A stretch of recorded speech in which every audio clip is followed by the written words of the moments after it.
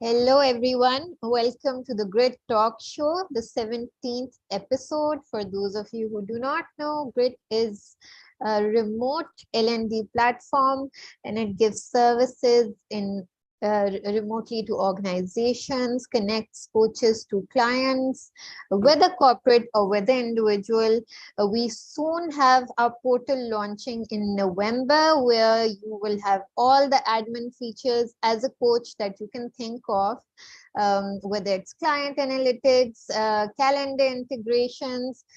So do check that out and keep watching this space for more information. Coming back to our today's episode, we have Yassine with us from Tunisia.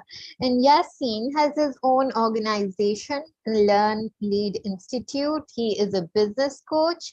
And today he is going to touch on a topic that, is becoming the buzzword nowadays, inclusion, although it is something that, I think since time immemorial, we should have been working on and working on inclusivity.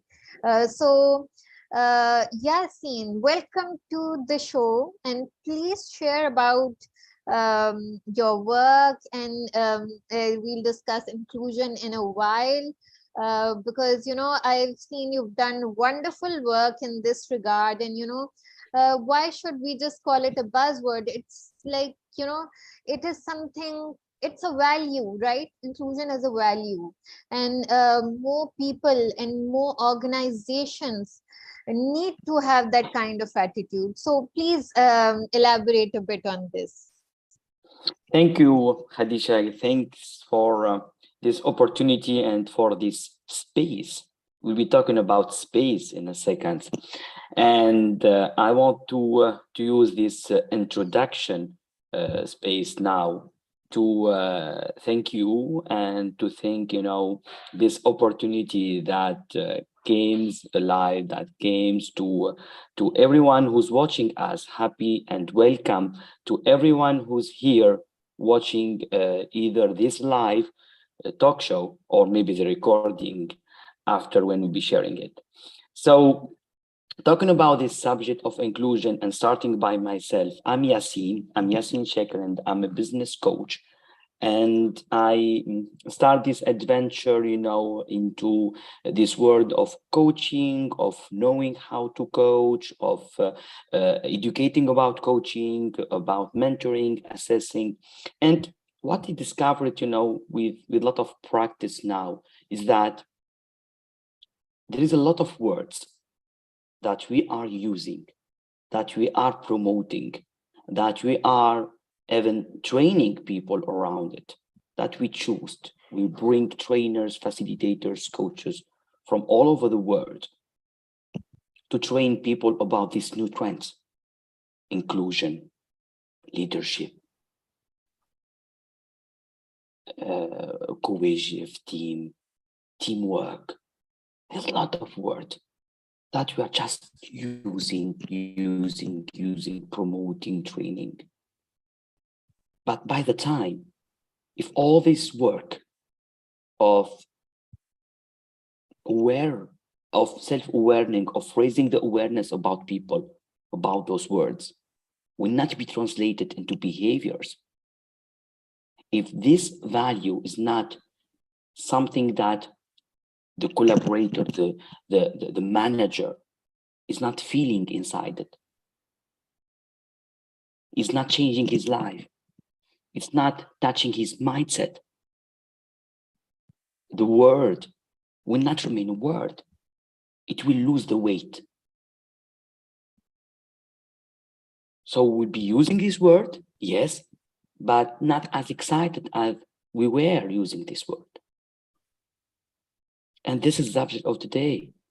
We will try to delve inside inclusive spaces to turn back the weight and the values, and how really to have these inclusive spaces created, or maybe co-created by everyone inside the space.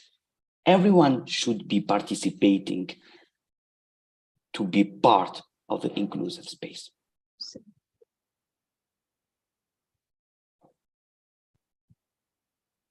So, Yassine, please tell us, what exactly do we mean when we say an inclusive workspace, and what makes an inclusive workspace? So, yeah, this is a great question to start with.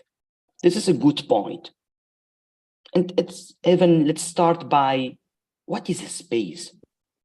Hmm, This is a space true. with 100,000 of kilometers. But this is a space that we created now. And it's shared space. It's on Zoom now, LinkedIn, YouTube, Facebook. So those are different spaces, even if Hmm, we are the same persons, but we are in different social media. So it's different spaces. hmm, When you walk outside your home, you can create a space. When you are in the bus, you can create a space. So we think about space that it's only, I don't know, my desk, my office, the meeting room is a space. Everything that we are as a continuous area or expansion, and it's free, available, it's not occupied, we can create a space. And it could be an inclusive or non-inclusive space. So digital is a space. One talk with someone is a space. A phone call is a space because it's a free, available, and not occupied. So everything that we are living today is a space. And we can either work and having the attention and the intention to make it inclusive or not, because there is nothing in between. absolutely. So we talked about the space. Every area that you want to interact in it is a space. Let's little bit go into what is an inclusive workspace. Hmm, An inclusive workplace is where everyone sharing either their private office or its shared space inside this workplace. Everyone, every collaborator, either it's a direct working for the company or is an interacting one, is a supplier, is someone working with, is a client, hmm, will feel valued, yes. will feel that when he entered to this workplace space, he can contribute. And there is an exchange of culture, of business, but he's no one is sabotaging him. No one is just giving him some kind of you are not free to speak, you are not allowed to share your ideas. He's feeling valued, every Yassine, ideas, every thought. Yes. Yassine, I have a question over here. That we say that the person who enters space should feel valued. Uh, so we're also saying that that person should not be judged. But what if that person who is entering the space is, and that stands for everybody, we all step in somewhere with a certain level of judgment. So is it breaking those judgments as well? So look, we cannot judge others, Yes. and we cannot, sorry for the word, rely on the non-judgment of others. Mm, Let's take our own responsibility and leadership. We want to have a company which has an inclusive workplace. Let's work on spreading this top down and bottom up mm, in every moment, in every communication, in every part, corner of the workplace. Let's spread this energy. You may have some entering people from outside which are not Yes. inclusive. That's normal. But you are spreading these inclusive things. You are in non-judgmental space. This is one thing. The second thing, positivity spreads and good vibes spreads. So why care about others if they are inclusive or not? Think about your place. Think about your space. Everyone, let's start by your own office.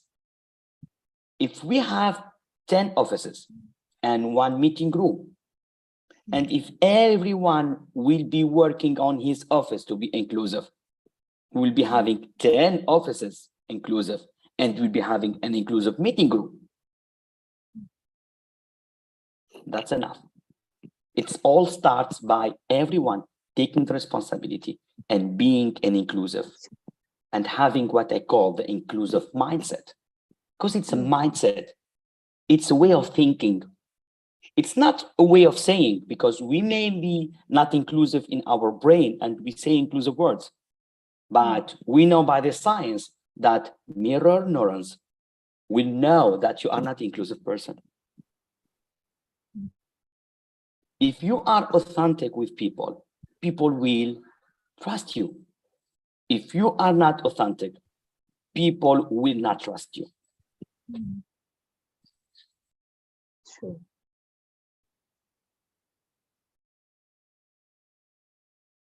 Yassine? Hello. Yes. So it's really about authenticity. Everyone should be authentic in his workplace. Everyone should work on his way of his responsibility on these things. Being inclusive is having this mindset of welcoming everyone. We may be different. We not may be different. We are different. Yes. And this is the reality. This is the reality of things. We are different. But there is some similar areas. but different. Yes. And there is wealthness in this difference. If we know how to use it, there is a lot of collective intelligence. There is a lot of way of promoting and moving forward that you may use. There is a lot of drive that you can use if you want to.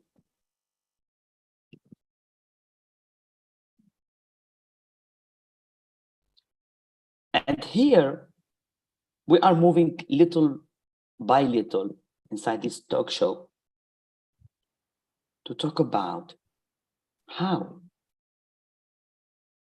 can we build this inclusive space. We are still in the theory, to be honest. Yes, that's true. Let's move to the practice world. Let's move to the how. How we can build an inclusive space, to not remain only in the theoric side. There is a lot of research has been done here, and I found that there is a lot, three main axes at least, that I believe will be really working on building and on co-creating an inclusive space.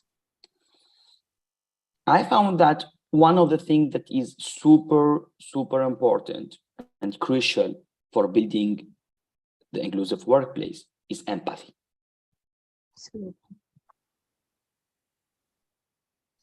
And a lot of research has been done that says that inclusion starts with empathy. And one of the definition, which is basic definition of empathy, is just putting yourself in the shoes of others.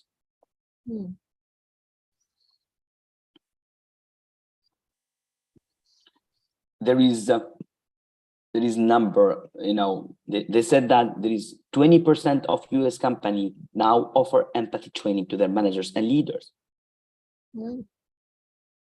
Which shows how important is it to the company. And empathy is working on not only telling or saying what you need to do, but sometimes just take the position of an observer of just, observe what this collaborator is feeling. To foster the empathy in the workplace, you need also, as a leader, to not to really spread, the fact that there is emotion in the workplace, and you need to spread a good, inclusive emotion in the workplace. So empathy is very important, but to be honest, according to some research and to some application in the workplace, I found that it's not enough. I'm not saying that empathy is not the key, but it's a good starting point. But don't remain that. Don't stay there. You can move on to another component. You can move to another part that will put you as a leader, will put you as, will put you as an influencer in a better place, which is the compassion. And this is the first axe. This is the first axis that I'm working on in the inclusive spaces, is compassion. Compassion is not only putting yourself into the shoes of others, not only understanding others' experience, but also after you understand, you will act accordingly. There is an action. You will not only understanding others. Fred Kaufman says, wisdom without compassion is wrathlessness, and compassion without wisdom is folly.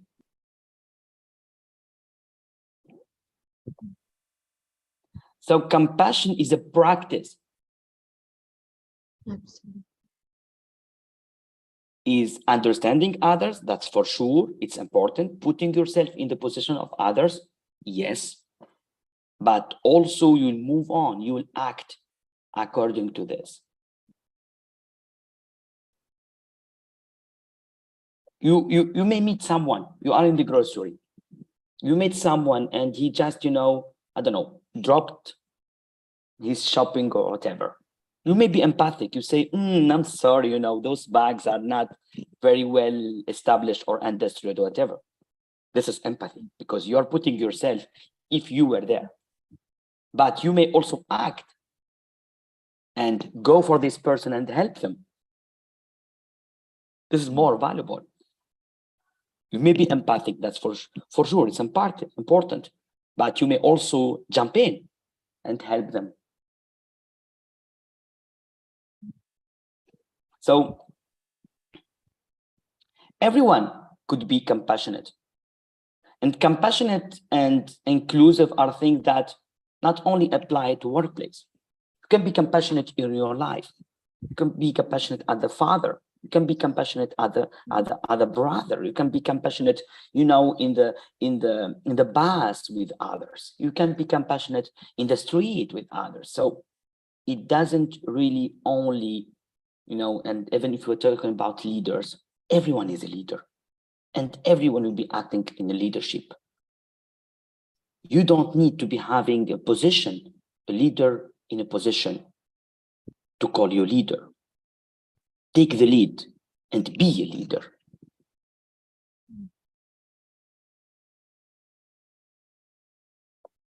Okay? I love the fact that you've differentiated between empathy and compassion, as in empathy is basically a noun in a way, because you're not, unless you are compassionate and you're acting upon it. So compassion is empathy put into action. I remember you saying. Yes. It's empathy plus action. So you are feeling someone else and you want to help them. Yes, so Yassine, if somebody just says, and it sounds that, they're being empathetic towards us, but if they don't really take any action, the other person would not feel it as empathy, right? So they do walk hand in hand, right? Yeah, because this is how we can reinforce how to value others. Mm. You know, Plato says, be kind, for everyone you meet is a fighting a harder battle. Yes, of course. So you may be empathic for the first person. Let's go back to the grocery, the same grocery. You may be empathic for the first person who the bag didn't support, you know, a lot of things, stuff inside. And tomorrow you be empathic for an old man who is just walking and steps, you know, and he couldn't, I don't know, he couldn't move on and open the door. And maybe you be empathic for a small child, which is couldn't grab something which is too higher for them. But unless you act, you will value all those persons. Just try to remember all those persons, and instead of just seeing them and feeling them and putting yourself in their position only, you will be acting. You'll be helping this person who had dropped a lot of things in his bag. You'll be helping this old man opening the door. You'll be helping this child. This is gives, you know, action and behavior speaks Louder than words. louder than words. That's true. The second part of access, and this is the first C, because I'm be talking today about 3 C's. The first C is compassion. Second C today, to build an inclusive space, is communicate inclusively. We'll be talking about communication, and everyone is talking about daily communication and communication. There is holistic communication, there is nonviolent communication, there is neuroscience of communication, to the point that nobody wants to be trained on communication anymore. It really lost a lot of value, the communication, the way that everyone enter in a company, in a space. Yeah, this is the new one. Let's train them on communication. You know, it's really becoming something that everyone is having an idea about it, but we forget about the pillars of communication. The pillars of communication is that every time that you are in front of anyone, you need to first thing first, welcome this person in respect. This is communication. You are welcoming a person in a belonging way. This is communication. In your office, in the street, in the bus, you're walking, in the grocery, whatever where you are. First thing first, someone is talking to you. He wants to open a space. Open the door for him and open your arms. Welcome with respect. Second dimension of communication is listen. And there is a lot of things here in listening. We'll be talking about listening and hearing and active listening, and we'll be talking about, you know, a lot of mindful listening, and there is a lot of listening here. Let me put it simple and easy. Listening is opening your hearing. I know that they are open, but it doesn't mean that they are open all the time. They are open is that you are listening, because you are listening to this person and maybe you are listening to other things. So opening your hearing means that listening is a focus, nothing less, nothing more. It's attention and focus. This is listening. So listening is making the other person feel heard, and not Yes, as if whatever they're saying is, not being registered by the other person. You don't feel exactly. heard that. I always says listening means he's not a radio. Listening means that he has some package of information that is important for him. You listen to this person and you focus for a moment only for them. If you are not available, try to excuse, try to really not be there for them. Told them, I'm not available now. Yes. I will try to make myself available in a space that I can listen to you, because you can't listen to two things. Our brains, with That all the is capacity such that we have, an we cannot. important point. That is such an important point, Yassine. Thank you so much for highlighting that. And I've seen this is something that's often neglected, because we cannot say no to people, and we feel that we will be judged, or the pleasing element is in all of us. So we try to accommodate everybody, even though we cannot register and be present in the moment and actually hear them out.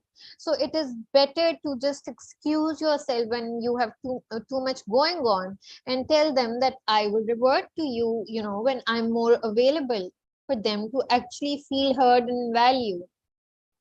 Exactly. We may think, and there is a lot of bias here, that we are a multitasker in communication. And I can focus with you and with someone here and with the writing here. And this is not true. I cannot focus in the same time between all those things. Our brain is not multitasker in the communication with attention. He's a switch tasker. I will focus a little bit with you, and after that, I will switch to the writing. After that, I will switch to other things. I will be switching.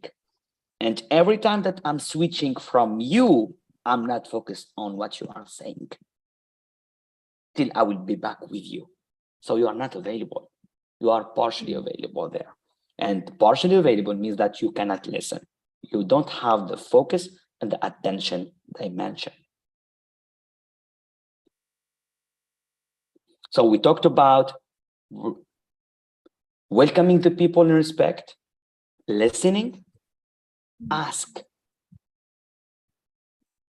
In communication, you need to ask. Either it's asking for understanding, it's asking for encouraging, or it's asking to better encourage and move forward.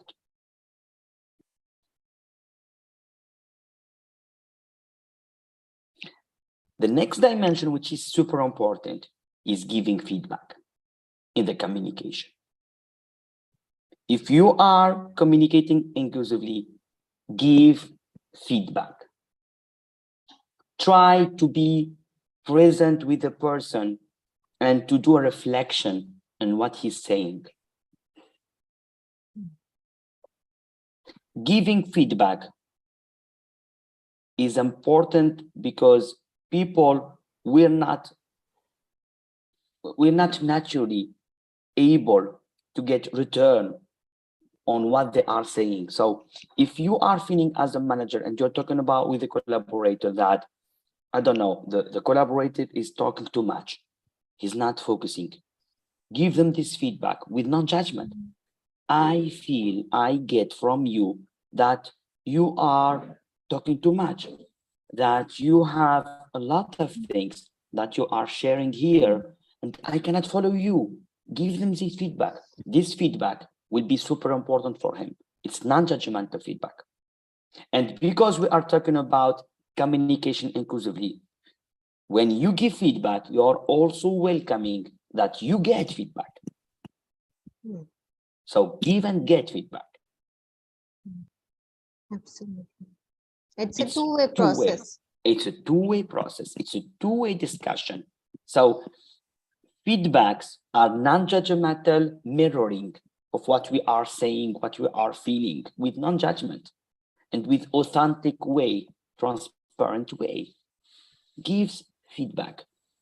With feedback, we grow. This is what we say. When we get non-judgmental feedback, we grow together.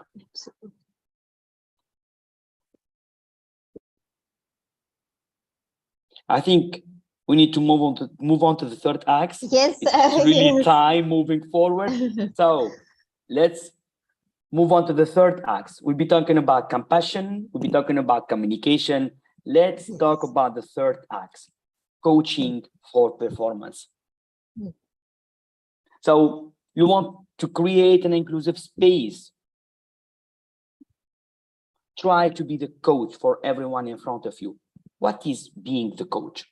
Being the coach is really someone who's trying to get ideas from the person in front of him, value those ideas, co-create with all those ideas what will be the great idea, what will be the action that everyone is participating on it. So coaching for performance is really this dimension of including everyone in the discussion. So in order to coach for performance, of course, you need to do the first two axes. You need to be compassionate and you need to be communicating inclusively. So coaching is really now being compassionate with the people, communicating exclusively, and also trying to be the facilitator. As a coach, we are not judging, we are healing others, we are present with them, we try to actively listening to them, and we try to work on raising their awareness, we try to value them, and to go with an action plan. Coaching is a mindset of a person who's really now having around him people that he says in his mindset, how can I support them so they grow? And if they grow, I can grow. How can I really participate in their progress, in their way of getting better from better? Because if they get better from better, I will be in a better position. It's supporting others. Absolutely.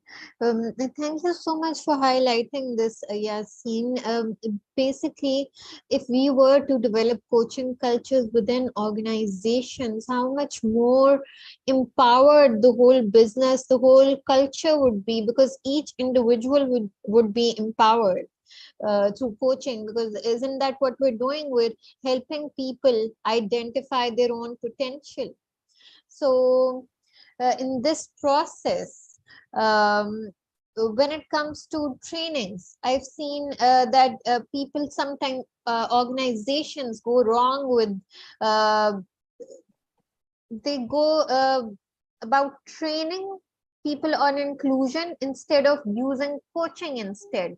So sometimes I've had people come in and tell me that, our company has been really irresponsible because it was maybe a white person training on inclusivity to a mixed color audience, and that is rather irresponsible of companies.